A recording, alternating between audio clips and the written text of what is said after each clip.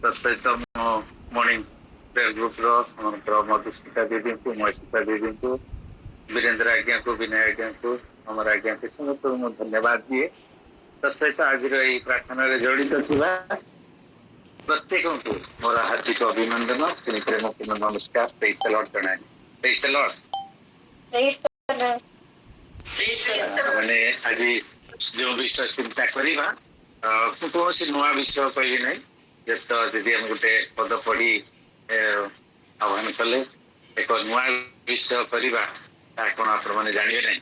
ବାସ୍ତବରେ ଏକ ନୂଆ, ଆମେ ତ ପୁରୁଣା ମନୁଷ୍ୟ, କିନ୍ତୁ ଏକ ନୂଆ ଚିନ୍ତାଧାରା, ବାକ୍ୟ ମଧ୍ୟ ପୁରୁଣା, କିନ୍ତୁ ଯେତେ ଥର ମାନେ ବାକ୍ୟକୁ ଚିନ୍ତା କରୁଥିବା ସେତେ ଥର ମାନେ ନୂଆ ନୂଆ ବିଷୟ ମାନେ ସେଥି ମଧ୍ୟରେ ପାଉଛୁ। ଆଜି ଆମଙ୍କର ପ୍ରସଙ୍ଗ ହେଲା ବାସ୍ତବ ଖ୍ରୀଷ୍ଟିଆନ ବା ପ୍ରକୃତ ଖ୍ରୀଷ୍ଟିଆନ, ବା ଯଦି ଆପଣମାନେ ଦେଖିବେ ବାଇବେଲରେ ମଧ୍ୟ ଲେଖାଯାଏ ଯୀଶୁଙ୍କ ଶିଷ୍ୟ ହେବାର ଯୋଗ୍ୟତା। ପ୍ରତ୍ୟେକଟି ବିଷୟର କିଛି କିଛି ଯୋଗ୍ୟତା ଥାଏ। ଯଦି ଚାକିରି କରିବାକୁ ଯାଆନ୍ତି ସେଥିରେ ମଧ୍ୟ କିଛି ଯୋଗ୍ୟତା ରହିଥାଏ। ଏଇ ଯୋଗ୍ୟତା ଥିଲେ ଏଇ ଚାକିରି ପାଇଁ ସେ ମନୋନୀତ ହେଇପାରିବ। ଠିକ ସେହିପରି ଖ୍ରୀଷ୍ଟିଆନ ହେବା ପାଇଁ ମଧ୍ୟ ଆମଙ୍କର କିଛି ଯୋଗ୍ୟତାର ଆବଶ୍ୟକତା ରହିଛି। ଆଉ ସେଇ ଯୋଗ୍ୟତା ସହିତ ଯେତେବେଳେ ଆମେ ଆମ ଜୀବନରେ ସେ ସବୁକୁ ଦେଖିବା ରହିଛି, ତାହେଲେ ବାସ୍ତବରେ ଆମେ ଜଣେ ଜଣେ ପ୍ରକୃତ ଖ୍ରୀଷ୍ଟିଆନ ବୋଲି ପରିଚୟ ଦେଇପାରିବା। ଅନେକ ଖ୍ରୀଷ୍ଟିଆନ ଅଛନ୍ତି କିନ୍ତୁ ନାମଧାରୀ ଖ୍ରୀଷ୍ଟିଆନ। ଆମେ ପ୍ରଥମେ ବାକ୍ୟରୁ ଟିକେ ପଢିଦେବା। ଲୁକ ତାର 9 ପର୍ବ ତାର 23 ପଦ, ଲୁକ 9 ପର୍ବ 23 ପଦରେ ଆମେ ପ୍ରଥମେ ପଢିବା।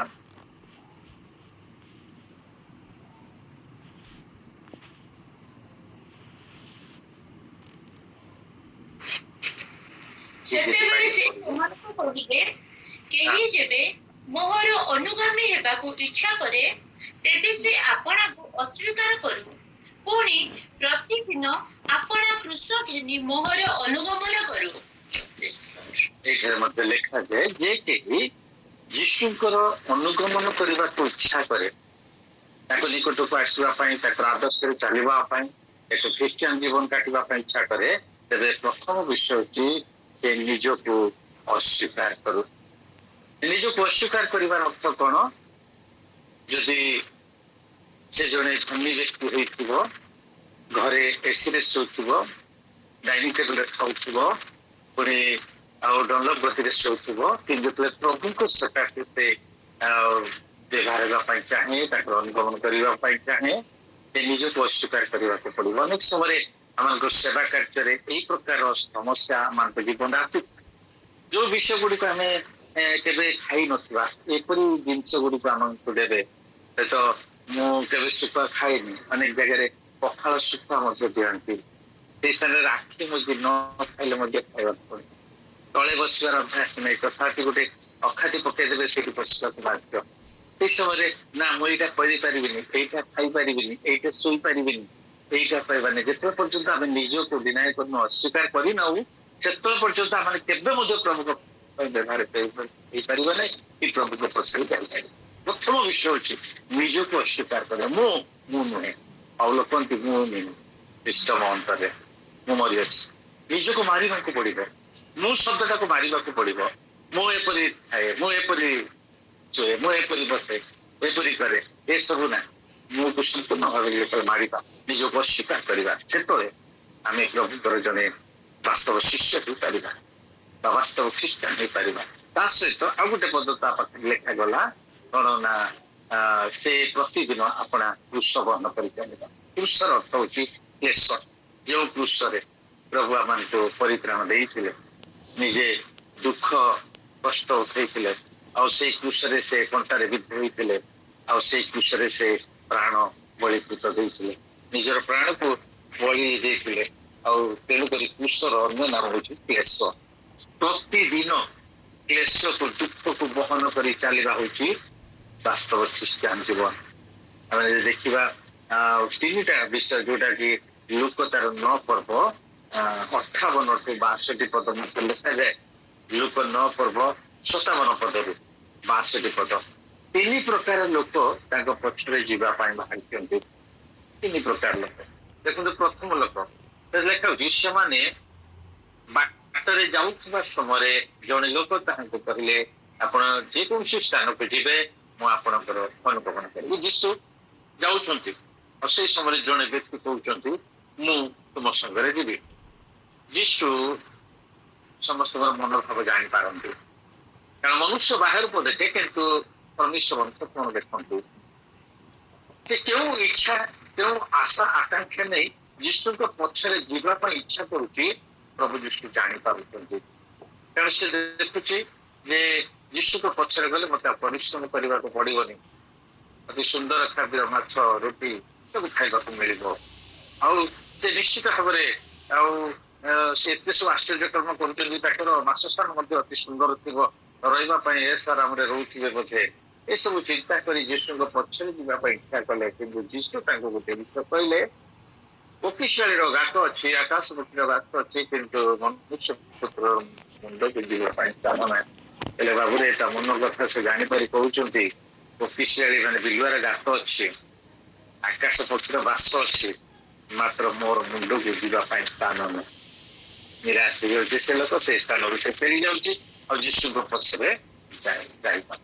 ଅନେକ ଆଜି ଯୀଶୁଙ୍କ ପଛରେ ଗଲେ ଆଉ ବହୁତ ଆନନ୍ଦରେ ରହିବି, କୌଣସି ଦୁଃଖ କଷ୍ଟ ଆସିବନି, ବଡ ଶାନ୍ତିରେ ରହିବି, ଆଉ କୌଣସି ରୋଗ ବ୍ୟାଧି ହବ ନାହିଁ, କାରଣ ଯୀଶୁ ତ ରୋଗକୁ ସୁସ୍ଥ କରିଦେବେ, ଆଉ ଖାଇବା ପାଇଁ ମଧ୍ୟ ଅଭାବ ହେବ ନାହିଁ। ଏ ପ୍ରକାର ଚିନ୍ତାଧାରା ନେଇ ଆରାମରେ ଜୀବନ କାଟିବା ପାଇଁ ବୋଲି କେତେ ଜଣ ପ୍ରଭୁଙ୍କ ପଛରେ ଆସନ୍ତି। କିନ୍ତୁ ପ୍ରଭୁ ଏଇ ସ୍ଥାନରେ କହୁଛନ୍ତି ଆକାଶ ପକ୍ଷୀର ବାସ ଅଛି, କୋକିଶିଆଳିର ଗାତ ଅଛି, ମାତ୍ର ମନୁଷ୍ୟ ପୁତ୍ରର ମୁଣ୍ଡକୁ ଯିବା ପାଇଁ। ପୁଣି ସେ ଆଉ ଜଣକୁ କହିଲେ ମୋହର ଅନୁଗମନ ପାଇଁ, କିନ୍ତୁ ଏଇ ଲୋକଟି ଆସିବା ପାଇଁ କହୁଥିଲେ, ଯୀଶୁ ଏ ପ୍ରକାର କହିଲେ ସେ ଫେରି ଚାଲିଗଲା। ଯୀଶୁଙ୍କର ଶିଷ୍ୟ ହେବାର ଯୋଗ୍ୟତା ତା ପାଖରେ ନଥିଲା, ସେ ଯୀଶୁଙ୍କ ପଛରେ ଆଉ ଯାଇପାରିଲା ନାହିଁ। କିନ୍ତୁ ଦ୍ୱିତୀୟ ବ୍ୟକ୍ତିକୁ ପ୍ରଭୁ ଯୀଶୁ ନିଜେ ଡାକୁଛନ୍ତି, ପ୍ରଭୁ ତୁ ମୋ ପଛରେ ଆସେ। କିନ୍ତୁ ସେ କହିଲା ପ୍ରଥମେ ଯାଇ ମୋର ପିତାଙ୍କୁ ସମାଧି ଦେବା ନିମନ୍ତେ ମତେ ଅନୁମତି ଦିଅନ୍ତୁ। ଏଇ ସ୍ଥାନରେ ଆଶ୍ଚର୍ଯ୍ୟ ଲାଗେ, ଆର ଉତ୍ତରରେ ଯୀଶୁ ଯୋଉ ଉତ୍ତର ଦେଲେ, ଯେତେବେଳେ ସେ ତାକୁ ଡାକୁଛନ୍ତି ଆସ ବୋଲି, ସେ କହୁଛନ୍ତି ମୁଁ ଯିବି ମୋ ବାପାଙ୍କୁ ସମାଧି ଦେଲା ପରେ ମୁଁ ଯିବି ଆପଣଙ୍କ ପଛରେ, କିନ୍ତୁ ମୋ ବାପାଙ୍କୁ ସମାଧି ଦେଲା ପରେ। ଆଜିକାଲି ଅନେକ ଯେତେବେଳେ ପ୍ରଭୁଙ୍କର ଆହ୍ୱାନ ଆସେ ଆଉ ତାଙ୍କ ନିକଟକୁ ଆସିବା ପାଇଁ ତାଙ୍କୁ ଆହ୍ୱାନ ଦିଆଯାଏ, ସେତେବେଳେ ସେମାନେ କଣ କୁହନ୍ତି ଆମର ଝିଅର ବାହାଘରଟା ଅଛି, ପୁଅର ବାହାଘରଟା ଅଛି, ଏମିତି ଅଛି ସେମିତି ଅଛି, ସେଇଟା ସରିଯାଉ, ସରିଗଲା ପରେ ମୁଁ ନିଶ୍ଚୟ ଭାବରେ ଯିବି। ଆମର ଜଣେ ମାଷ୍ଟର ଅଛନ୍ତି, ସେ କହିଲେ ମୋର ଚାକିରି ଚାଲିଛି, ରିଟାୟାର୍ଡ ହେଇଯିବେ, ଯଦି ଖ୍ରୀଷ୍ଟିଆନ ବୋଲି ଜାଣିବେ ବୋଲି କହିଲେ ବଡ ହଇରାଣ, ତେଣୁ ରିଟାୟାର୍ଡ ହେଇଗଲା ପରେ ମୁଁ ଆପଣଙ୍କ ସହିତ ଯୁଆଡେ ଆପଣ ଯାଉଛନ୍ତି ମୁଁ ସିଆଡେ ମଧ୍ୟ ଯାଇକି ପ୍ରଚାର କରିବି। ଅନେକ ଲୋକ ଏ ପ୍ରକାର କଥା କହିଛନ୍ତି। ଯୀଶୁ ଯେତେବେଳେ ଗୋଟେ ଉତ୍ତର ଦେଉଛନ୍ତି, ମାତ୍ର ସେ ସେମାନଙ୍କୁ କହିଲେ ମୃତମାନଙ୍କୁ ଆପଣା ମୃତ ଲୋକମାନଙ୍କୁ ସମାଧି ଦେବା ପାଇଁ ଛାଡି ଦିଅ, କିନ୍ତୁ ତୁମେ ଯାଇ ଈଶ୍ୱରଙ୍କର ରାଜ୍ୟ ପ୍ରଚାର କର। ଏଇ ସ୍ଥାନରେ ଲାଷ୍ଟ ଦେଲେ ମୃତ ଲୋକମାନେ ସମାଧି ଦେବା ପାଇଁ ଛାଡି ଦିଅ। ହେଲେ ମୃତ ଲୋକମାନେ କେମିତି ସମାଧି ଦେବେ, ଏଇଟା ଗୋଟେ ପ୍ରଶ୍ନ ଆସିବ। ମୃତ ଲୋକମାନେ ଯାଇକି କେମିତି, ଯେ ପୁତ୍ରକୁ ପାଇଅଛି ସେ ଜୀବନ ପାଇଅଛି, ପ୍ରିୟମାନେ ଯେ ପୁତ୍ରକୁ ପାଇନ ସେ ଜୀବନ ହିଁ ପାଇନ, ଅର୍ଥାତ ସେ ମୃତ। ଯେଉଁମାନେ ଜଗତ ପାଇଁ ହୁଏତ ଜୀବିତ କିନ୍ତୁ ପ୍ରକୃତରେ ସେମାନେ ମୃତ ଅଟନ୍ତି। ଏହିପରି ଲୋକମାନଙ୍କୁ ମତେ ଛାଡି ଦିଅ ତମ ବାପା ମଲା ପରେ ତାଙ୍କୁ ସମାଧି ଦେବା ପାଇଁ, କିନ୍ତୁ ତମେ ମୋ ପଛରେ ଆସ। ସିଏ ମଧ୍ୟ ଆସିପାରିଲେ। ତୃତୀୟ ବ୍ୟକ୍ତିକୁ ଦେଖନ୍ତୁ, ସେ ଆଉ ଜଣେ ମଧ୍ୟ କହିଲେ ପ୍ରଭୁ ମୁଁ ଆପଣଙ୍କର ଅନୁଗମନ କରିବି, ମାତ୍ର ପ୍ରଥମେ ମୋର ଗୃହରେ ଥିବା ଲୋକମାନଙ୍କୁ ବିଦାୟ ଦେବା ନିମନ୍ତେ ମତେ ଅନୁମତି ଦିଅନ୍ତୁ। ଆଉ ଜଣେ ଲୋକ ଯିବା ପାଇଁ ଇଚ୍ଛା କରୁଛି, କହୁଛି ପ୍ରଭୁ ମୁଁ ଆପଣଙ୍କ ପଛରେ ଯିବି, ହେଲେ ମତେ ଟିକେ ଅନୁମତି ଦିଅନ୍ତୁ, ମୁଁ ଯାଇ ଆଉ ଆମ ଘର ଲୋକ ଠାରୁ ବିଦାୟ ନେଇ ଆସିବି, ଅର୍ଥାତ ଟାଟା ବାଇ ବାଇ କରିବି, ଆଉ ମୁଁ ଯାଉଛି ପ୍ରଭୁଙ୍କ ପଛରେ, ଏଇ ପ୍ରକାର କହିକି ବିଦାୟ ନେଇକି ଆସିବି। ଯେତେବେଳେ ଯୀଶୁ ସୁନ୍ଦର ଉତ୍ତର ଦଉଛନ୍ତି, ଯୀଶୁ ତାଙ୍କୁ କହିଲେ ଯେ ନଙ୍ଗଳ ଉପରେ ହାତ ଦେଇ ପଛକୁ ଚାହେଁ ସେ ଈଶ୍ୱରଙ୍କ ରାଜ୍ୟରେ ଯୋଗ୍ୟ ନୁହେଁ। ମୁଁ କିଏ ମାନେ ପ୍ରଭୁଙ୍କର ପଛରେ ଯିବା ପାଇଁ ଯେତେବେଳେ ବାହାରିଛୁ ଆମେ ପଛକୁ ଆଉ ଫେରି ଚାହିଁବୁ ନାହିଁ। ଏ ବ୍ୟକ୍ତି କଣ କହୁଛନ୍ତି ମୁଁ ଘରକୁ ଯିବି, ମୋ ସ୍ତ୍ରୀ ଠାରୁ ବିଦାୟ ନେବି, ମୋ ବାପା ମାଙ୍କ ଠାରୁ ବିଦାୟ ନେବି, ମୋ ପିଲାମାନଙ୍କ ଠାରୁ ବିଦାୟ ନେବି। ଯେତେବେଳେ ବିଦାୟ ପାଇଁ ଯିବେ ତ ସ୍ତ୍ରୀ କାନ୍ଦିକି କହିବ ତମେ ପଳେଇଲେ ମୁଁ କାହାକୁ ଧରିକି ବଞ୍ଚିବି। ପିଲାମାନେ ତାଙ୍କୁ ନେଉରାଇ କହିବେ ବାପା ତମେ ଯାଅ ନାହିଁ, ବାପା ତମେ ଯାଅ ନାହିଁ। ମା ବାପା କହିବେ ତୁ ପଳେଇଲେ ଆମକୁ କିଏ ସମାଜ ଦେବ, କିଏ ଆମର ସଂସ୍କାର କରିବ। ଏସବୁ କହିବା ପରେ ତାର ମନ ଭାଙ୍ଗିଯିବ, ସେ ଆଉ ଆସିପାରିବନି। ତେଣୁକରି ପ୍ରଭୁ କହୁଛନ୍ତି ମୋ ପଛରେ ଆସିବା ପାଇଁ ଯେତେବେଳେ ଇଚ୍ଛା କରିଛୁ ପଛକୁ ଚାହିଁବାର। ବାସ୍ତବରେ ଯେ ଆମେ କେବଳ ଯେ ଗୋଟେ ଖ୍ରୀଷ୍ଟିଆନ ପରିବାରରେ ଜନ୍ମ ହେଇଗଲେ ଯେ ଜଣେ ଖ୍ରୀଷ୍ଟିଆନ ହେଇଯିବା ତାହା ନୁହେଁ। ଆଜି ଅନେକ ଖ୍ରୀଷ୍ଟିଆନ ଅଛନ୍ତି ଜଗତ ମଧ୍ୟରେ ଯେ ଦେଖିବା ଅଲ୍ ୱାର୍ଲଡରେ ଆମର 7 ମିଲିୟନ ପିପଲ ବା ମନୁଷ୍ୟମାନେ ଖ୍ରୀଷ୍ଟିଆନ ଅଛନ୍ତି। ଆଉ 1/3% ହଉଛନ୍ତି ଆମର ସେତେ ଲୋକମାନଙ୍କ ମଧ୍ୟରୁ 1/3 ହଉଛନ୍ତି ଆପଣଙ୍କର ଖ୍ରୀଷ୍ଟିଆନ, ଅର୍ଥାତ୍ 2 ବିଲିୟନ ପିପଲ ଆର୍ ଖ୍ରୀଷ୍ଟିଆନ। କିନ୍ତୁ ସମସ୍ତେ ଯେ ପ୍ରକୃତ ଖ୍ରୀଷ୍ଟିଆନ ତାହା ନୁହେଁ। ପ୍ରକୃତ ଖ୍ରୀଷ୍ଟିଆନ ବା ବାସ୍ତବ ଖ୍ରୀଷ୍ଟିଆନ କିଏ ଅଟେ? ଯଦି ଆମେ ଦେଖିବା ଯେ ଜଣେ ଯଦି ମେଡିକାଲରେ ଜନ୍ମ ହେଇଗଲା ସେ ଯେ ଡାକ୍ତର ହେଇଯିବ ତାହା ନୁହେଁ। ପ୍ରତିଦିନ ମେଡିକାଲ ଯାଉଛି ତା ବୋଲି ସେ ଜଣେ ଯେ ଡାକ୍ତର ତାହା ନୁହେଁ। ଜଣେ ପ୍ରତିଦିନ ପୋଲିସ ଷ୍ଟେସନ ଯାଉଛି ତା ବୋଲି ସେ ଜଣେ ପୋଲିସ ନୁହେଁ। ଠିକ ସେପରି ଜଣେ ସବୁବେଳେ ଚର୍ଚ୍ଚ ଯାଉଛି ବୋଲି ସେ ଜଣେ ବାସ୍ତବ ଖ୍ରୀଷ୍ଟିଆନ ନୁହେଁ। ଗୋଟେ ଖ୍ରୀଷ୍ଟିଆନ ପରିବାରରେ ହେଲେ ଜନ୍ମ ହେଇଗଲେ ଯେ ସେ ପ୍ରକୃତରେ ଖ୍ରୀଷ୍ଟିଆନ ତାହା ମଧ୍ୟ ନୁହେଁ। ପ୍ରକୃତ ଖ୍ରୀଷ୍ଟିଆନ ତା ଶରୀରର ବାହିକ ପୋଷାକ ବା ଅଙ୍ଗଭଙ୍ଗୀ ଦ୍ୱାରା ଚିହ୍ନା ଯାଏନି, ମାତ୍ର ତାର ଚରିତ୍ରରୁ ହିଁ ଜଣା ପଡେ। ବାଇବେଲରେ ପ୍ରକୃତ ଖ୍ରୀଷ୍ଟିଆନକୁ ଖ୍ରୀଷ୍ଟିଆନର 4ଟି ଲକ୍ଷଣ ଦ୍ୱାରା ଚିହ୍ନାଯାଏ। ଯଦି ଆମେ ବାଇବେଲ ମଧ୍ୟରେ ଦେଖିବା 4ଟି ଲକ୍ଷଣ ଦ୍ୱାରା ପ୍ରକୃତ ଖ୍ରୀଷ୍ଟିଆନକୁ ଆମେ ଚିହ୍ନି ପାରିବା। ମୁଁ ତାକୁ ଆପଣମାନଙ୍କ ନିକଟରେ ରଖିବା ପାଇଁ ଚାହେଁ, ଯାହାକି ଇଂଲିଶ ଲେଟରର ସି ଅକ୍ଷର, ଯୋଉଟାକି ଆମେ ମନେ ରଖିପାରିବା। এই 4ଟି ଚାରିତ୍ରିକ ଗୁଣ ଯାହାକି ଆମମାନଙ୍କ ନିକଟରେ ରହିବା ଦ୍ୱାରା ଆମେ ଯେ ଜଣେ ବାସ୍ତବ ଖ୍ରୀଷ୍ଟିଆନ ବା ପ୍ରକୃତ ଖ୍ରୀଷ୍ଟିଆନ ବୋଲି ପରିଚିତ ହେଇପାରିବା। ଏଠାରେ ଦେଖିବା ପ୍ରଥମ ସି ଯାହାକି ପ୍ରକାଶ କରେ ନା ଚେଞ୍ଜିଂ ମାନେ ପରିବର୍ତ୍ତନ। ଯେତେବେଳେ ଜଣେ ଖ୍ରୀଷ୍ଟକୁ ଗ୍ରହଣ କରିବାକୁ ଯାଏ ସେତେବେଳେ ତା ଜୀବନରେ ପରିବର୍ତ୍ତନ ଆସେ। ପରିବର୍ତ୍ତନ ଜଣେ ବ୍ୟକ୍ତି ଯେତେବେଳେ ପ୍ରଭୁ ଯୀଶୁଙ୍କ ବିଷୟ ଶୁଣେ ଏବଂ ତାଙ୍କୁ ହୃଦୟରେ ଗ୍ରହଣ କରେ, ସେ ଯୀଶୁଙ୍କୁ ନିଜର ବ୍ୟକ୍ତିଗତ ତ୍ରାଣକର୍ତ୍ତା ଭାବେ ଗ୍ରହଣ କରି ବାପ୍ତିସ୍ମ ନିଏ, ସେତେବେଳେ ତା ଜୀବନ ନିଶ୍ଚୟ ପରିବର୍ତ୍ତନ ଘଟେ।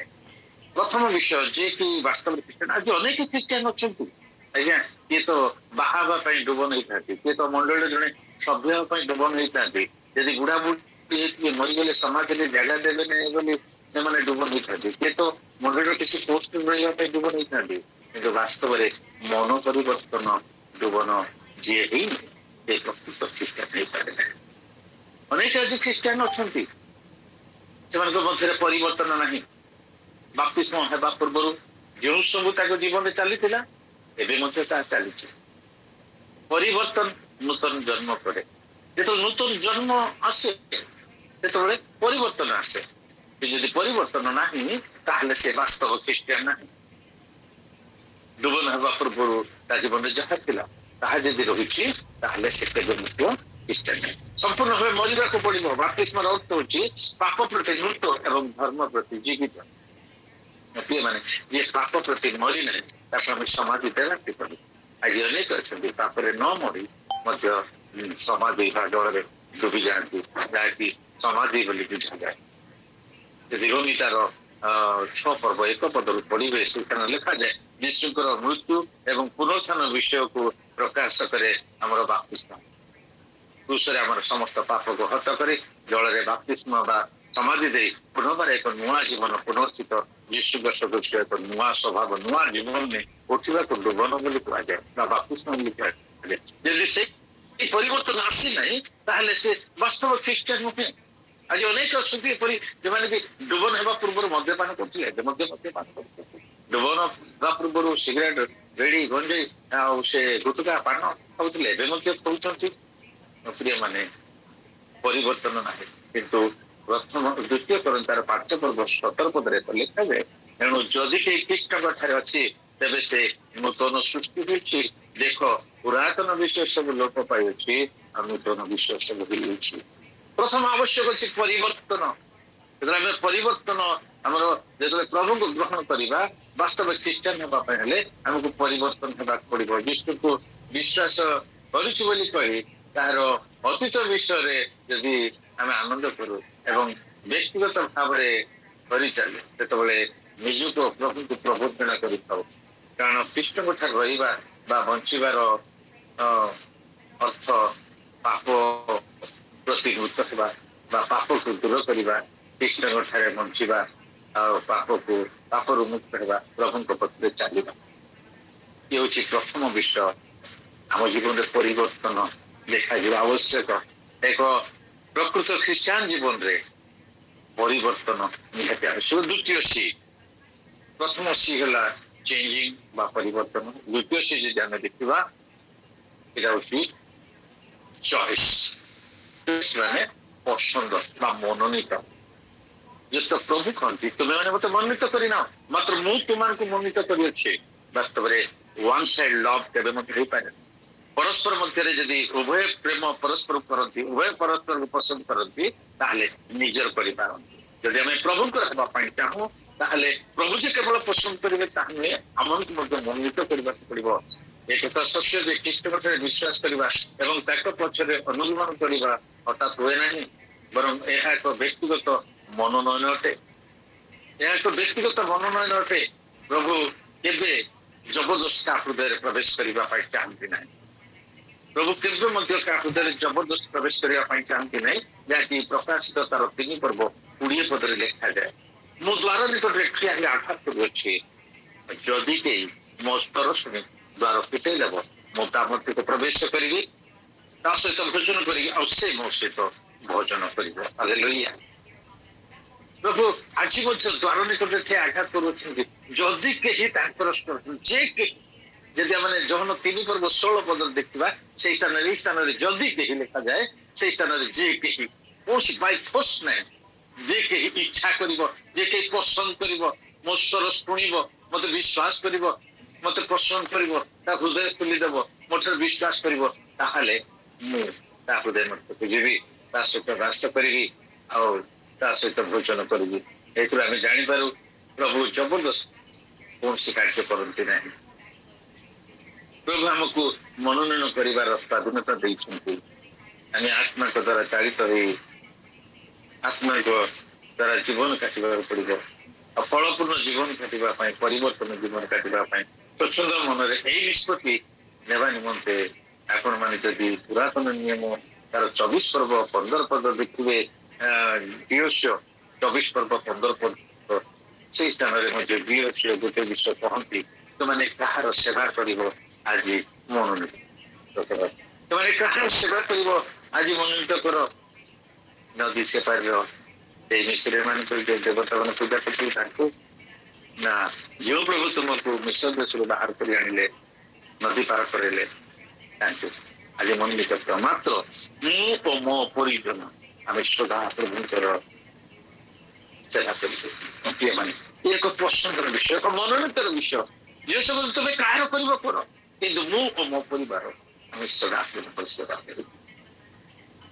ଦାନିଏଲ ତାର ଯଦି 1:8 ପଢିବେ, ସେଇ ତାର ସତର୍କ ମନୁଷ୍ୟ ଆବେଦନ, ଯେହେତୁ ସେମାନେ ରାଜାଙ୍କର ବନ୍ଦୀ ହେଇଗଲେ, ମାତ୍ର ସେମାନଙ୍କୁ ଏକ ସ୍ୱତନ୍ତ୍ର ଭାବରେ ବଛାଗଲା, ସେମାନେ ରାଜ କାର୍ଯ୍ୟରେ ରହିବା ନିଯୁକ୍ତି କରିବା ପାଇଁ। ତେଣୁକରି ସେମାନଙ୍କର ଭୋଜନ ପାନ ସବୁ ଅଲଗା କରାଗଲା, କିନ୍ତୁ ସେମାନେ ତାହା ସ୍ପର୍ଶ କଲେ ନାହିଁ। ସେମାନଙ୍କର ମନୋନୀତ ଅଲଗା ଥିଲା।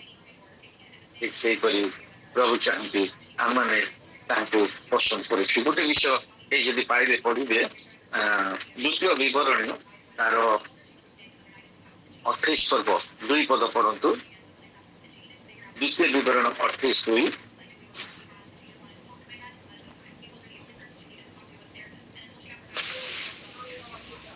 ଯେବେ ତୁମେ ସଦାପ୍ରଭୁ ଆପଣ ପରମେଶ୍ୱରଙ୍କ ରବ ଶୁଣିବ, ତେବେ ଏହି ସବୁ ଆଶୀର୍ବାଦ ତୁମ୍ଭ ଉପରେ ବର୍ତ୍ତିବ ଓ ତୁମ୍ଭର ସଙ୍ଗ ଧରିବ।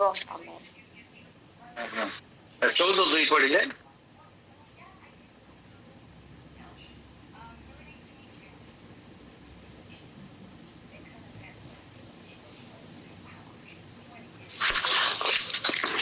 କାରଣ ତୁମ୍ଭେ ସଦାପ୍ରଭୁ ତୁମ୍ଭ ପରମେଶ୍ୱରଙ୍କ ପବିତ୍ର ଲୋକ, ପୁଣି ପୃଥିବୀସ୍ଥ ସମସ୍ତ ଗୋଷ୍ଠୀରୁ ତୁମ୍ଭକୁ ଆପଣାର ସଞ୍ଚିତ ଧନ କରିବା ନିମନ୍ତେ ସଦାପ୍ରଭୁ ତୁମ୍ଭକୁ ମନୋନୀତ କରିଅଛନ୍ତି। ହାଲେଲୁୟା, ପ୍ରେଜ୍ ଦ ଲର୍ଡ। ପୃଥିବୀର ସମସ୍ତ ଲୋକମାନଙ୍କ ମଧ୍ୟରୁ ପ୍ରଭୁ ତୁମକୁ ମନୋନୀତ କରିଅଛନ୍ତି। ହୁଏତ ଆପଣଙ୍କର ପଡିଶା ଲୋକକୁ ହୁଏତ ମନୋନୀତ କରି ନଥାଇ ପାରନ୍ତି, ଗୋଟେ ପରିବାର ମଧ୍ୟରେ ହୁଏତ ପିଲାମାନଙ୍କୁ ମନୋନୀତ କରି ନଥାଇ ପାରନ୍ତି, ପିତା ମାତାଙ୍କୁ ମନୋନୀତ କରିଛନ୍ତି। ଏଠି ସୌଭାଗ୍ୟର ବିଷୟ। ପ୍ରଭୁ ଆମକୁ ମନୋନୀତ କରିଛନ୍ତି। ଯଦି ପ୍ରଭୁ ଆମକୁ ମନୋନୀତ କରିଛନ୍ତି, ଆମଙ୍କର ପସନ୍ଦ ମଧ୍ୟ ଯେପରି ତାଙ୍କୁ ହବ, ତାଙ୍କୁ ଯେପରି ଆମେ ମନୋନୀତ କରିପାରିବା, ତାହେଲେ ଆମେ ତାଙ୍କର ସଞ୍ଚିତ ଧନ ହେଇପାରିବା। ମୋ ପ୍ରିୟମାନେ, ଜଣେ ମନୋନୀତ, ପ୍ରଭୁଙ୍କୁ ମନୋନୀତ କରିବା ଦ୍ୱିତୀୟ ବିଷୟ ହେଉଛି ଚଏସ୍। ପ୍ରଥମ ବିଷୟ ଆମେ ଦେଖିଲୁ ପରିବର୍ତ୍ତନ, ଦ୍ୱିତୀୟ ବିଷୟ ହେଉଛି ଚଏସ୍, ମନୋନୟନ କରିବା, ମନୋନୀତ କରିବା, ପସନ୍ଦ କରିବା। ସେମାନେ ପ୍ରଭୁଙ୍କୁ ପସନ୍ଦ କରନ୍ତି ଆଉ ତାଙ୍କୁ ହୃଦୟ ମଧ୍ୟ ଗ୍ରହଣ କରନ୍ତି, ସେମାନେ ବାସ୍ତବ ଖ୍ରୀଷ୍ଟିଆନ ଅଟନ୍ତି। ତୃତୀୟ ବିଷୟ ହେଲା ଚେଞ୍ଜିଂ, ଚ୍ୟାଲେଞ୍ଜିଂ ମାନେ ସଂଘର୍ଷ। ଖ୍ରୀଷ୍ଟିଆନ ଜୀବନ ଏକ ସଂଘର୍ଷପୂର୍ଣ୍ଣ ଜୀବନ ଅଟେ। ତେଣୁ ଯୀଶୁ ଖ୍ରୀଷ୍ଟ ଯହନ ତାର 16 ପର୍ବ 33 ପଦରେ ଗୋଟେ ବିଷୟ କହିଲେ, ଜଗତରେ ତୁମମାନଙ୍କ ନିମନ୍ତେ ଅନେକ କ୍ଲେଶ ରହିଅଛି। ଯଦି ତୁମେ ମୋ ଠାରୁ ଶାନ୍ତି ପାଇବା ପାଇଁ ଚାହୁଁଛ, ତାହେଲେ ତମକୁ କଷ୍ଟ ମଧ୍ୟ ଦେଇ ଯିବାକୁ ହେବ। ଜଗତରେ ତୁମମାନଙ୍କ ନିମନ୍ତେ ଅନେକ କ୍ଲେଶ ରହିଅଛି, ମାତ୍ର ସାହସ ଧର, ମୁଁ ଜଗତକୁ ଜୟ କରିଅଛି। ପ୍ରଭୁଙ୍କ ପଥରେ ଯିବାକୁ ହେଲେ ଅନେକ କଷ୍ଟ ଦେବି। ମୁଁ ପ୍ରଥମରୁ ହିଁ କହିଛି ଯେ ଯେ କେହି ମୋ ପଛରେ ଅନୁଗମନ କରିବା ପାଇଁ ଇଚ୍ଛା କରେ, ସେ ଆପଣା କ୍ରୁଶ ବହନ କରି, କ୍ଲେଶକୁ ବହନ କରି ଚାଲିବା ଦରକାର। ସେ କ୍ଲେଶ ମଧ୍ୟରେ ପ୍ରଭୁ ଆଶ୍ଚର୍ଯ୍ୟ କାର୍ଯ୍ୟ ସାଧନ କରିବେ, କାରଣ ସେ ଜଗତକୁ ଜୟ କରି, ଜଗତର ସବୁଠୁ ବଡ କଷ୍ଟ ହେଉଛି ମୃତ୍ୟୁ, ସେ ମୃତ୍ୟୁକୁ ଜୟ କରିଅଛନ୍ତି। ତେଣୁକରି ସେ ଯଦି ଆମ ପାଖରେ ଅଛନ୍ତି, ତାହେଲେ ଆମେ ଭୟ କରିବା ଦରକାର ନାହିଁ।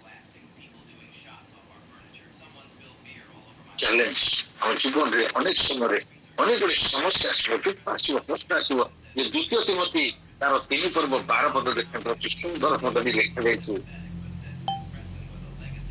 ପ୍ରକୃତରେ ଯୀଶୁ ଖ୍ରୀଷ୍ଟଙ୍କ ସହଭାଗିତାରେ ଧର୍ମ ଜୀବନ ଯାପନ କରିବାକୁ ଇଚ୍ଛା କରନ୍ତି, ସେମାନେ ତାଡ଼ନା ଭୋଗ କରିବେ। ଯେଉଁମାନେ ପ୍ରଭୁଙ୍କୁ ପସନ୍ଦ କରନ୍ତି, ତାଙ୍କ ପଛରେ ଚାଲିବା ପାଇଁ ଆରମ୍ଭ କରନ୍ତି, ସେମାନଙ୍କ ଜୀବନରେ ଅନେକ ତାଡ଼ନା ଆସିବ। ମୋ ପ୍ରିୟମାନେ, ପ୍ରତି ମୁହୂର୍ତ୍ତରେ ସଂଘର୍ଷ, ପ୍ରତି ମୁହୂର୍ତ୍ତରେ ଆଉ ଚ୍ୟାଲେଞ୍ଜ କଲା ପରି ଆମମାନଙ୍କୁ ଜୀବନ କାଟିବାକୁ ପଡିବ। ଅନେକ ପ୍ରଭୁଙ୍କ ଲୋକମାନେ ଶିକ୍ଷା ଦେଇଥାନ୍ତି, ପ୍ରଭୁଙ୍କ ନିକଟକୁ ଯଦି ଆସିବ, ପ୍ରଭୁଙ୍କୁ ଗ୍ରହଣ କରିବ, ତମର ଆଉ ଦୁଃଖ ରହିବନି, ଅଶାନ୍ତି ରହିବନି, ଶାନ୍ତି ଆସିଯିବ, କଷ୍ଟ ଚାଲିଯିବ। ଏସବୁ ଆଂଶିକ ସତ୍ୟ ଅଟେ, ପ୍ରକୃତ ସତ୍ୟ ନୁହେଁ। ପ୍ରଭୁ କହନ୍ତି, ମୋ ପଛରେ ଆସିଲେ ଆପଣ କ୍ରୁଶ ବହନ କରି ଆସ, କ୍ଲେଶକୁ ବହନ କରିକି ଆସିବା ପାଇଁ। ପ୍ରତି ମୁହୂର୍ତ୍ତରେ ତୁମେ ଦୁଃଖ କଷ୍ଟ ସହିତ ସଂଗ୍ରାମ କରିଯିବ, ତୁମେ ପ୍ରତି ସମୟରେ ମୋ ପାଇଁ ତାଡ଼ନା ଭୋଗ କରିବ। ଯଦି ଅନେକ ପ୍ରଚାରକ କୁହନ୍ତି ଯେ ଆମ ଜୀବନରେ ତାର ନାହିଁ, ତାହେଲେ ନିଶ୍ଚିତ ଭାବରେ ତାହା ଭୁଲ ଅଟେ। ଯଦି ଆମେ ଯାକୁବ ତାର 1 ପର୍ବ 2 ପଦ ଲେଖାଯାଏ, ଜଣେ ଲୋକ ସେଇ ସ୍ଥାନରେ କଣ ଲେଖାଯାଉଛି ଯେ ଯେତେବେଳେ ଆମମାନଙ୍କ ନିମନ୍ତେ ପରୀକ୍ଷା ଆସେ, ସେତେବେଳେ ବିଶେଷ ଆନନ୍ଦର ବିଷୟ ବୋଲି ମନେ କର। ଆମେ ପ୍ରଭୁଙ୍କ କେତେ ବିଶ୍ୱାସରେ ଲାଗି ରହିଛୁ, ବର୍ଷେ 2 ବର୍ଷର ଖ୍ରୀଷ୍ଟିଆନ, ଅନେକ ସମୟରେ ସେମାନଙ୍କ ଜୀବନରେ କିଛି ଦିନ ସୁଖରେ ଚାଲିବା ପରେ ଆଉ ଥରେ ପରୀକ୍ଷା ଆସିଯାଏ, ଆଉ ଥରେ ସମସ୍ୟା ଆସେ, ଆଉ ଥରେ ତାଡ଼ନା ଆସେ। ସେତେବେଳେ ଅନେକ ଭାଙ୍ଗି ପଡନ୍ତି, ଆଉ ପ୍ରଭୁଙ୍କୁ ଛାଡ଼ି ଦେଇ ବ୍ୟାକସ୍ଲାଇଡ୍ ହେଇଯାନ୍ତି। ସେମାନେ ପ୍ରକୃତ ଖ୍ରୀଷ୍ଟିଆନ, ସେମାନଙ୍କର ବିଶ୍ୱାସ ମୂଳଦୁଆ ପର୍ଯ୍ୟନ୍ତ ଯାଇନଥାଏ। ଏକ ସତ୍ୟ ଘଟଣା ଯାହାକି ଆମମାନଙ୍କ ମଣ୍ଡଳୀ ମଧ୍ୟରେ ବର୍ତ୍ତମାନ ଘଟିଅଛି। ସୁରୁଡା ବୋଲି ଗୋଟେ ଗ୍ରାମ ରହିଛି ଆମର ନିକଟବର୍ତ୍ତୀ ଭଞ୍ଜନଗରରୁ, ଆମ ଗୃହ ଠାରୁ ପ୍ରାୟ 30 କିଲୋମିଟର ଦୂର। ଆଜିକୁ 5 ବର୍ଷ ହେଲା ଆମେ ସେଠି ମଣ୍ଡଳୀ ସ୍ଥାପନ କରିଛୁ। ହଠାତ୍ ବର୍ତ୍ତମାନ ଗୋଟେ କଣ ହେଲା ନା, RI ର ସର୍ଭେ ଚାଲିଲା, କେତେ ଜଣ ଏ ଗାଁରେ ଖ୍ରୀଷ୍ଟିଆନ ହେଇଛନ୍ତି। ସାଙ୍ଗେ ସାଙ୍ଗେ ସେମାନେ କଣ କଲେ, ଖ୍ରୀଷ୍ଟିଆନ ହେଲେ କଣ, ସେମାନେ ଗୋଟେ ଭୟ ଦେଖାଇ ଦିଆଗଲା। କାରଣ ଅନେକ ଶ୍ରେଣୀ କାଷ୍ଟ ଲୋକମାନେ ଖ୍ରୀଷ୍ଟିଆନ ହେଇଛନ୍ତି। ସେମାନଙ୍କୁ କୁହାଗଲା ଯୋଉମାନେ ଖ୍ରୀଷ୍ଟିଆନ ହେଇଛନ୍ତି ସେମାନେ ପିଲାମାନେ ଚାକିରି ପାଇପାରିବେ ନାହିଁ, ଯୋଉ କୋଟା ତାଙ୍କୁ ମିଳିବ ନାହିଁ, ସେମାନଙ୍କର କାର୍ଡ ଯୋଉ ରେସନ କାର୍ଡ ଅଛି ତାହା ନିଆଯିବ, ଆଉ କୌଣସି ସରକାର ସୁବିଧା ପାଇବେ ନାହିଁ। ଏ ସମୟରେ ଏଇ ରିସେଣ୍ଟଲି ଘଟଣା, ଗତ ସପ୍ତାହ ଆମର ସେଠି ଉପାସନା ବନ୍ଦ ହେଇଛି। ଆଉ ସେତେବେଳେ ସେମାନେ କହିଲେ ନାଇଁ ଆଜ୍ଞା, ଆଉ ଏଇଠି ଆମେ ଉପାସନା କରିପାରିବୁନି, ଆପଣଙ୍କର ବାଜା ସବୁ ନେଇଯାଆନ୍ତୁ, ଆପଣଙ୍କର ସବୁ ସେ ଯୋଉ ଚଲନ ପଦ ଲାଗିଛି ସେ ସବୁ ଆପଣ ନେଇଯାଆନ୍ତୁ, ଆମର ଏଠି ଆଉ ସର୍ଭେ ହଉଛି, ଯଦି ଖ୍ରୀଷ୍ଟିଆନ ବୋଲି ଜାଣିଲେ ଏ ପ୍ରକାର ଆସିବ। ମୁଁ ସେମାନଙ୍କୁ ଗୋଟିଏ ବିଷୟ କହିଲି, ଖ୍ରୀଷ୍ଟିଆନ ଜୀବନ ଗୋଟେ ଖେଳ ପଡିଆ ନୁହେଁ, ଖ୍ରୀଷ୍ଟିଆନ ଜୀବନ ଏକ କଣ୍ଟକମୟ ସଂଘର୍ଷର ଜୀବନ ଅଟେ। ପ୍ରତି ମୁହୂର୍ତ୍ତରେ ପରୀକ୍ଷା ଆସିବ, তুমি ଖ୍ରୀଷ୍ଟକୁ ବିଶ୍ୱାସ କରିଛ ବୋଲି ଯୋଉ ଖ୍ରୀଷ୍ଟିଆନ ବୋଲି ନିଜକୁ ପରିଚୟ ଦଉଛ, ଯେତେବେଳେ ଲୁକାୟିତ ଭାବରେ କାହିଁକି, ଯେତେବେଳେ ଏଇ ସମୟ ଆସିଛି ଆପଣ ମାନେ ନିଜକୁ ଖ୍ରୀଷ୍ଟିଆନ ବୋଲି ସେମାନଙ୍କ ଆଗରେ ପରିଚୟ ଆବଶ୍ୟକ। ଏଇ ସମୟରେ ଆମେ ଖ୍ରୀଷ୍ଟିଆନ ଫେରି ଯାଉଛନ୍ତି। ଆପଣଙ୍କୁ ଏତେ ଦିନ ଶିକ୍ଷା ଦେଇ ଆମେ ଆସିଲୁ, ସେଥିରେ ପରୀକ୍ଷା ଯେତେବେଳେ ଆସୁଛି ଆପଣ ସେତେବେଳେ ଫେଲ ହେଇଯାଉଛନ୍ତି। ହେଉଛି ଆପଣଙ୍କ ଜୀବନରେ ପରୀକ୍ଷା। ଆପଣ ମାନେ ଭାବନ୍ତୁ ନାହିଁ ଯେ ଆପଣ ମାନେ ଖ୍ରୀଷ୍ଟିଆନ ହେଲେ ଆପଣ ମାନଙ୍କ ପିଲାମାନେ ଚାକିରି ପାଇବେନି, କାର୍ଡ ନିଆଯିବ। ଆମେ ମଧ୍ୟ ଖ୍ରୀଷ୍ଟିଆନ ହେଇଛୁ, ଆମ ପିଲାମାନେ ଭିକ ମାଗୁନାହାନ୍ତି, ପାଠ ପଢି ଚାକିରି କରୁଛନ୍ତି, ଆମ ପିଲାମାନେ ବିବାହ କରୁଛନ୍ତି, ଆମକୁ କାର୍ଡ ମଧ୍ୟ ଦିଆଯାଇଛି, ସମସ୍ତ ସରକାର ସୁବିଧା ଦିଆଯାଇଛି। ଆପଣ ମାନଙ୍କୁ ଯିଏ ସବୁ ଭୟ ଦେଖେଇଛନ୍ତି ଆପଣ ମାନଙ୍କ ପିଲାମାନେ ଭଲ ପାଠ ପଢନ୍ତୁ, କୋଉଟାର ଆବଶ୍ୟକ ନାହିଁ। এই ଗୋଟିଏ ବିଷୟ ପାଇଁ ସେମାନେ ଆମ ପିଲାମାନେ ଚାକିରି ପାଇବେନି, ପ୍ରଭୁକୁ ସେମାନେ ଛାଡ଼ିଦେବି। କିନ୍ତୁ ପୁନର୍ବାର ସେମାନଙ୍କ ମଧ୍ୟରେ ଯେତେବେଳେ ଫୋନ ମାଧ୍ୟମରେ ମାନେ ଏଇ ବିଷୟ ଗୁଡିକ, ଏଇ ପ୍ରକୃତ ଖ୍ରୀଷ୍ଟିଆନ ବିଷୟ ଯେତେବେଳେ ମୁଁ ତାକୁ କହିଲି, ସେତେବେଳେ ତା ମଧ୍ୟରୁ କିଛି ଲୋକ ପ୍ରସ୍ତୁତ ଅଛନ୍ତି, ଆଜ୍ଞା ଆସନ୍ତା ରବିବାର ଆମେ ଯେଉଁ ଘରେ ଉଠିଲା ସେ ମନା କରୁଛନ୍ତି, ଆଉ ଏକ ନୂଆ ଘରେ ଆମେ ଆମଙ୍କର ଉପାସନା ଆରମ୍ଭ କରିବା। ଆମେ ପ୍ରାର୍ଥନା ରଖିଥିଲେ, ପ୍ରଭୁଙ୍କୁ ଧନ୍ୟବାଦ ଦଉ ଯେ ପ୍ରଭୁ ଆମ ଡାକ ଶୁଣିଛନ୍ତି। ଏଇ ରବିବାର ପୁନଃ ସେଇ ସ୍ଥାନରେ ଆମର ମାଣ୍ଡଳିକ ଉପାସନା ହେବ। ହାଲେଲୁୟା। ଆଉ ବିଶେଷ ଅନୁରୋଧ ଆପଣ ମାନେ ମଧ୍ୟ ଆଉ ଏଇ ବିଷୟ ନେଇ ପ୍ରାର୍ଥନା କରିବେ, ଯେପରି ଆମର ଏଇ ସେଇ ସ୍ଥାନରେ ଉପାସନା ବନ୍ଦ ହେବନି, ମଣ୍ଡଳୀ ଜୀବନ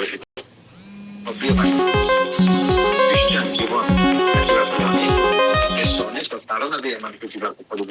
ପ୍ରକୃତରେ ଖ୍ରୀଷ୍ଟ ଯୀଶୁଙ୍କର ସହଭାଗିତାରେ ଧର୍ମ ଜୀବନ କରିବା ସେମାନେ ତାରଣ କରିବେ। ଏବେ ଆପଣମାନେ ଦେଖିବେ ପ୍ରେରିତ ତାର 14 ପର୍ବ 22ର ଶେଷାଂଶ ଦେଖନ୍ତୁ କଣ ଲେଖାଯାଇଛି। ପ୍ରେରିତ ତାର 14 ପର୍ବ 22ର ଶେଷାଂଶ।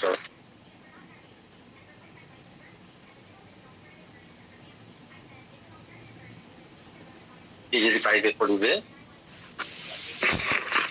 ପୁଣି ସେ ସ୍ଥାନରେ ଶିଷ୍ୟମାନଙ୍କ ମନକୁ ସୁସ୍ଥିର କଲେ ଓ ବିଶ୍ୱାସରେ ଅଟଳ ରହିବା ପାଇଁ ସେମାନଙ୍କୁ ଉତ୍ସାହ ପ୍ରଦାନ କରି କହିଲେ, ଅନେକ କ୍ଲେଶ ମଧ୍ୟ ଦେଇ ଆମ୍ଭମାନଙ୍କୁ ଈଶ୍ୱରଙ୍କ ରାଜ୍ୟରେ ପ୍ରବେଶ କରିବାକୁ ହେବ।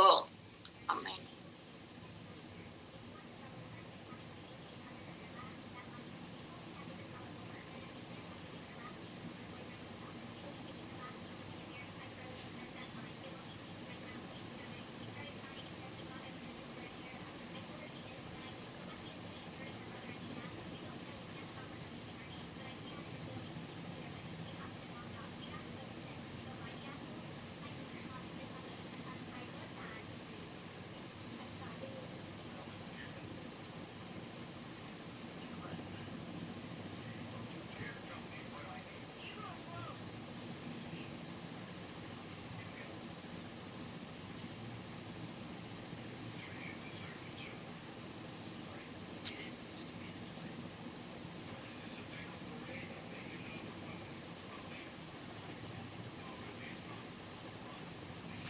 Hello hello. Praise the Lord. Network କଣ କଟିଗଲା? ଆଜ୍ଞା କହିଲେ କି ପ୍ରେରିତ 14:22 ପଢନ୍ତୁ। ପୁଣି ସେ ସ୍ଥାନ ମାନଙ୍କରେ ଶିଷ୍ୟମାନଙ୍କ ମନକୁ ସୁସ୍ଥିର କଲେ ଓ ବିଶ୍ୱାସରେ ଅଟଳ ରହିବା ପାଇଁ ସେମାନଙ୍କୁ ଉତ୍ସାହ ପ୍ରଦାନ କରି କହିଲେ, ଅନେକ କ୍ଲେଶ ମଧ୍ୟ ଦେଇ ଆମ୍ଭମାନଙ୍କୁ ଈଶ୍ୱରଙ୍କ ରାଜ୍ୟରେ ପ୍ରବେଶ କରିବାକୁ ହେବ। ଆମେନ୍। ମାନେ ସେମାନଙ୍କୁ ବିଶ୍ୱାସରେ ସ୍ଥିର ରହିବା ପାଇଁ ପାଉଲ ଏ କଥା କହୁଛନ୍ତି ଶିଷ୍ୟମାନଙ୍କୁ ଯେ ଅନେକ କ୍ଲେଶ ମଧ୍ୟ ଦେଇ ଆମକୁ ଈଶ୍ୱରଙ୍କ ରାଜ୍ୟରେ ପ୍ରବେଶ କରିବା ପାଇଁ। ଈଶ୍ୱର ରାଜ୍ୟରେ ଅତି ସହଜରେ ପ୍ରବେଶ କରିହେବନି। ତେଣୁକରି ଦୁଇଟି ପଥ ପ୍ରଭୁ ଯୀଶୁଙ୍କର ବାକ୍ୟରେ କହିଲେ ଯେ ସଂକୀର୍ଣ୍ଣ ପଥ ଆଉ ପ୍ରଶସ୍ତ ପଥ। ଅନେକ କଷ୍ଟ ମଧ୍ୟ ଦେଇ ଯିବାକୁ ପଡିବ।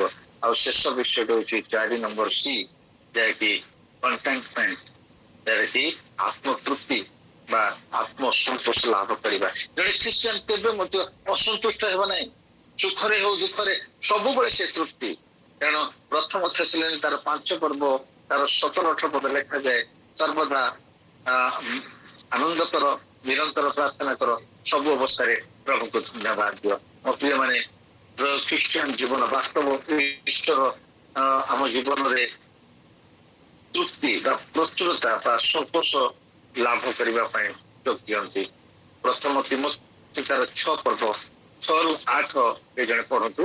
ପ୍ରଥମ ତିମୋଥୀ 6 ପର୍ବ 6ରୁ 8।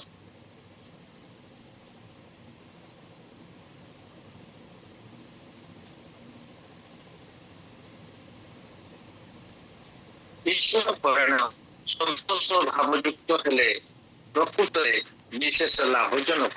କାରଣ ଆମେମାନେ ଜଗତକୁ କିଛି ଆଣିନାହୁଁ, ପୁଣି ଏଠାରୁ କିଛି ନେଇ ନ ପାରୁ। ଏଣୁ ଖାଦ୍ୟ ବସ୍ତ୍ର ଥିଲେ ଆମମାନଙ୍କ ନିମନ୍ତେ ଯଥେଷ୍ଟ। ଯେଉଁମାନେ ପ୍ରକୃତରେ ଈଶ୍ୱର ପରାୟଣ ଜୀବନ କାଟନ୍ତି ସେମାନେ ପ୍ରକୃତରେ ପ୍ରତ୍ୟେକ ବିଷୟରେ ସନ୍ତୋଷଜନକ ଅଟନ୍ତି।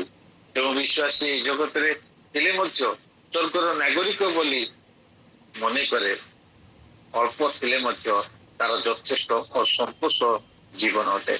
ପାଉଲ ଫିଲିପି ତାର 4:11 ଲେଖନ୍ତି, ଅଭାବ ହେଲେ ଯେ ମୁଁ ଏହା କରୁଅଛି ତାହା ନୁହେଁ, କାରଣ ମୁଁ ଯେକୌଣସି ଅବସ୍ଥାରେ ଥାଏ ସେଥିରେ ସନ୍ତୁଷ୍ଟ ରହିବାକୁ ଶିକ୍ଷା କରିଅଛି। ଦୀନତା ଭୋଗ କରି ଜାଣେ ଓ ପ୍ରଚୁରତା ମଧ୍ୟ ଭୋଗ କରେ ଜାଣେ। ଏଇ ଦୁଇ ପ୍ରକାର ଅବସ୍ଥାରେ ଚଳିବ ବଡ କଷ୍ଟକର ବିଷୟ ଅଟେ। ଆଜି ମଧ୍ୟ ଅନେକ ଖ୍ରୀଷ୍ଟିଆନ ଅଛନ୍ତି ଜୀବନରେ ଅଭାବ ଆସିଲେ ଅତି ଶୀଘ୍ର ପ୍ରଭୁଙ୍କ ଠାରୁ ଦୂରକୁ ଚାଲିଯାଆନ୍ତି ଏବଂ ପ୍ରଚୁରତା ହେଲେ ମଧ୍ୟ ଗର୍ବରେ ପ୍ରଭୁଙ୍କୁ ଭୁଲି ଯାଆନ୍ତି। କିନ୍ତୁ ପ୍ରିୟମାନେ, ଦୀନତା ଭୋଗ ହେଉ କେବେ ବି ଆମେ ପ୍ରଭୁଙ୍କୁ ଛାଡ଼ିବା ନାହିଁ, ବରଂ ପ୍ରାର୍ଥନାରେ ଲାଗି ରହିବା, ପୁଣି ପ୍ରଭୁଙ୍କୁ ଧନ୍ୟବାଦ ଦେବା।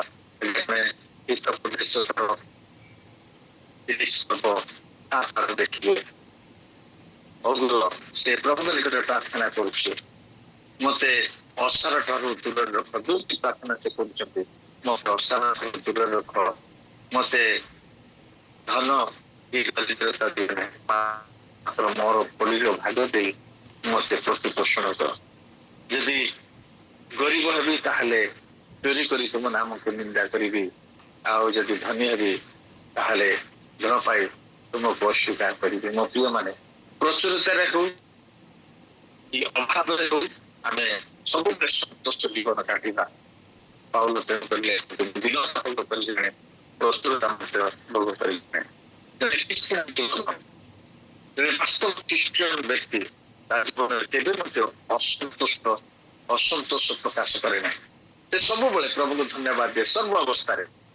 ତେଣୁକରି ଫିଲିପି ତାର 4 ପଦ ଲେଖାଯାଏ 4 ପଦରେ ଯେ ତୁମର ବୃତ୍ତିପଣ ଅନ୍ୟମାନଙ୍କ ନିକଟରେ ପ୍ରକାଶ ପାଅ, କୌଣସି ବିଷୟରେ ଚିନ୍ତିତ ହୁଅ। ଯେମିତି ନଥିଲେ ସେମିତି ଅନେକ ସମୟରେ ଅନେକ ମତେ ପଚାରିଥାନ୍ତି, ଆଜ୍ଞା ଆପଣ ଆଗେ ବଢିଆ, ଆପଣଙ୍କର କିଛି ଦୁଃଖ ନାହିଁ, କଷ୍ଟ ନାହିଁ, କିଛି ନାହିଁ, ଆପଣଙ୍କ ଜୀବନରେ ଯେତେବେଳେ ଦେଖୁଛନ୍ତି ଆପଣ ଆସିଲେ ବାକ୍ୟ କହିଲେ ହସି ହସି ଆମମାନଙ୍କୁ ବହୁତ ଆନନ୍ଦ ଦେଉଛନ୍ତି, ଆପଣଙ୍କ ଜୀବନ ଆଗେ ବଡ ସୁଖୀ, ଆପଣଙ୍କ ପରିବାର ବୋଧେ କିଛି ଦୁଃଖ ନାହିଁ, କଷ୍ଟ ନାହିଁ। ମୁଁ ସେତେବେଳେ କୁହେ, ଯେତେବେଳେ ଆଜି ଆପଣ କଣ ଖାଇଲେ? ନାହିଁ ଆଜି କିଛି ନାହିଁ, ଶାଗ ଭଜା, ପଖାଳ ଭାତ, ପାମ୍ପଡ଼ ଭାଇଥିଲା। ହଁ, ଆପଣ ସେଇଟା ଖାଇଥିବେ, ଆଇଁଷ ନଥାଇକି ଆପଣ ଖାଇଥିବେ। ଯାହା ପ୍ରଭୁଙ୍କୁ ଧନ୍ୟବାଦ ଦିଏ। ପ୍ରଭୁ ଆମ ମୁହଁ ଦେଖିକି ଲୋକମାନେ ଜାଣିପାରନ୍ତି ଆମେ ସବୁବେଳେ ଆନନ୍ଦରେ ଅଛୁ। ବାସ୍ତବରେ ଆମ ଜୀବନରେ ଯେତିକି କଷ୍ଟ ଅଛି, ଅନ୍ୟମାନଙ୍କ ଜୀବନର କଷ୍ଟଠୁ ଅଧିକ କଷ୍ଟ ଥାଏ। କିନ୍ତୁ ଯେତେବେଳେ ଗୋଟେ ସର୍କସରେ ଦେଖୁ ଗୋଟେ ଜୋକେରର ଜୀବନ, ତାର କେତେ କଷ୍ଟ ଥିଲେ ମଧ୍ୟ ସେ ଯେତେବେଳେ ସେ ସର୍କସକୁ ଚାଲି ଆସେ ଲୋକମାନଙ୍କ ଦର୍ଶକ ମାନଙ୍କ ସମ୍ମୁଖକୁ, ସେ କେବଳ ହସାଇଥାଏ। ତାର ଜୀବନରେ କେତେ ଦୁଃଖ ଥିଲେ ମଧ୍ୟ ସେଇପରି ଗୋଟେ ଖ୍ରୀଷ୍ଟିଆନ ଜୀବନ ଏପରି ଯେତେ କଷ୍ଟ ମଧ୍ୟ ଦେଇ ଗଲେ ମଧ୍ୟ, ଯେତେ ଅଭାବ ଦେଇ ଗଲେ ମଧ୍ୟ କେବେ ମଧ୍ୟ ତା ମନରେ ଦୁଃଖ ଦେଖାଯିବା ଆବଶ୍ୟକ ନାହିଁ। ସବୁବେଳେ ପ୍ରଭୁଙ୍କୁ ଧନ୍ୟବାଦ, ସବୁବେଳେ ସେ କହୁଛନ୍ତି ଆନନ୍ଦ କର, ପୁନଶ୍ଚ କହୁଛି ଆନନ୍ଦ କର। ପ୍ରଭୁଙ୍କଠାରେ ସର୍ବଦା ଆନନ୍ଦ କରିବା, ତୃପ୍ତି ଲାଭ କରିବା, ତାହା ଦେଖି ଲୋକମାନେ ଜାଣିବେ ଯେ ଇଏ ଜଣେ ପ୍ରକୃତ ଖ୍ରୀଷ୍ଟିଆନ। ପ୍ରଭୁ ଆଶୀର୍ବାଦ କରନ୍ତୁ। ଆଜି ଚାରିତ୍ରିକ ଗୁଣ ଯଦି ଆମମାନଙ୍କ ଜୀବନରେ ରହିଅଛି, ତାହେଲେ ବାସ୍ତବରେ ଆମେ ଜଣେ ଜଣେ ପ୍ରକୃତ ଖ୍ରୀଷ୍ଟିଆନ ବୋଲି ଅନ୍ୟମାନଙ୍କ ଭିତରେ ପରିଚୟ ଦେଇପାରିବା। এই ଜଗତ ମଧ୍ୟରେ ଯେ ଆମେ ଖ୍ରୀଷ୍ଟିଆନ ବୋଲି ପରିଚିତ ହେଇପାରିବା, ନହେଲେ କେବଳ ନାମଧାରୀ ଖ୍ରୀଷ୍ଟିଆନ ହୋଇ এই ଜଗତ ମଧ୍ୟରେ ବଞ୍ଚି ରହିବା। ମୃତ୍ୟୁ ପରେ ନର୍କଗାମୀ ହେବା। ମୋ ପ୍ରିୟମାନେ, ଯୀଶୁଙ୍କର ଶିଷ୍ୟ ହେବା ପାଇଁ ଆମର ଯୋଗ୍ୟତା କଣ ଆବଶ୍ୟକ, ଆମେ ସେଇ ସ୍ଥାନରେ ଦେଖୁ ଦେଖୁ ବାସ୍ତବ ଜଣେ ଖ୍ରୀଷ୍ଟିଆନ, ପ୍ରକୃତ ଖ୍ରୀଷ୍ଟିଆନ କିଏ ତାହା ମଧ୍ୟ ମାନେ ଏଇ 4ଟି ସି ମଧ୍ୟରେ ଦେଖିଲେ। ଏଇ 4ଟି ସି ଯଦି ଆମେ ମନେ ରଖିବା, ପ୍ରଥମ ବିଷୟ ହଉଛି ଆଉ ଚେଞ୍ଜିଂ ମାନେ ପରିବର୍ତ୍ତନ, ଦ୍ୱିତୀୟ ବିଷୟ ଦେଖିଲା ମାନେ ଚଏସ୍ ବା ପସନ୍ଦ, ତୃତୀୟ ବିଷୟ ଦେଖିଲୁ ଆମେ କଣ ନା ଚ୍ୟାଲେଞ୍ଜିଂ, ଆଉ ଚତୁର୍ଥ ବିଷୟ ଦେଖିଲୁ କଣ୍ଟେନମେଣ୍ଟ ମାନେ ପରିତୃପ୍ତି, ସନ୍ତୋଷଜନକ। ପ୍ରଭୁ ଆମ ସମସ୍ତଙ୍କୁ ଆଶୀର୍ବାଦ କରନ୍ତୁ। ଆମେ କେବଳ ନାମଧାରୀ ଖ୍ରୀଷ୍ଟିଆନ ନ ହୋଇ ବାସ୍ତବ ପ୍ରକୃତ ଖ୍ରୀଷ୍ଟିଆନ ଜୀବନ ଯାପନ କରି ଅନ୍ୟମାନଙ୍କୁ ମଧ୍ୟ ପ୍ରଭୁଙ୍କର ପରିଚୟ ଦେବା, ଅନ୍ୟମାନଙ୍କୁ ମଧ୍ୟ ପ୍ରଭୁଙ୍କ ନିକଟକୁ ଆଣିବା। ବିଶେଷ ମୋର ପ୍ରାର୍ଥନାର ଅନୁରୋଧ, ଏଇ ସୋରଡା ଗ୍ରାମରେ ସେମାନଙ୍କର ଯୋଉ ମଣ୍ଡଳୀ ଚାଲିଥିଲା, ଅନେକ ବାଧାବିଘ୍ନ, ଅନେକ ଉତ୍ଥାନ ପତନ ଦେଇ ଆଜି ପର୍ଯ୍ୟନ୍ତ ଆସିଅଛି, ପ୍ରାୟ 5 ବର୍ଷର ଉର୍ଦ୍ଧ୍ୱ ହେଲା। ବର୍ତ୍ତମାନ ସମ୍ପୂର୍ଣ୍ଣ ଭାବେ ନିରାଶ ହୋଇଯାଇଥିଲୁ ଯେ ସେଇ ସ୍ଥାନରେ ଉପାସନା ଆମର ବନ୍ଦ ହେଇଯିବ ବୋଲି। କିନ୍ତୁ ଆଜି ସକାଳେ ଆଉ ପ୍ରାର୍ଥନାର ଉତ୍ତର ପ୍ରଭୁ ଦେଲେ, ସେଇ ସ୍ଥାନରେ କିଛି ଲୋକକୁ ପୁନର୍ବାର ଠିଆ କଲେ, ଆଉ ସେମାନେ ପୁନର୍ବାର ସେଇ ସ୍ଥାନରେ ଆଉ ଥରେ ଉପାସନା ଆରମ୍ଭ କରିବା ପାଇଁ ଦେଇଛନ୍ତି। ଯେଉଁମାନେ ହୁଏତ ସେଇ ଚାକିରି ମିଳିବନି ବୋଲି ଭୟ କରି ଆସିବେ ନାହିଁ, ସେମାନଙ୍କ ପାଇଁ ମଧ୍ୟ ପ୍ରାର୍ଥନା କରୁ, ଯେପରି ସେମାନେ ବୁଝିବେ ଆଉ ସେମାନେ ମଧ୍ୟ ଆସି ଯୋଗ ଦେବେ। ଏହା ହିଁ ମୋର ଆପଣମାନଙ୍କ ନିକଟରେ ପ୍ରାର୍ଥନାର ଅନୁରୋଧ। ପ୍ରଭୁ ଆମ ସମସ୍ତଙ୍କୁ ଆଶୀର୍ବାଦ କରନ୍ତୁ ଏଇ ଚିନ୍ତା, ଅଳ୍ପ ଚିନ୍ତା ଉପରେ। ନମସ୍କାର।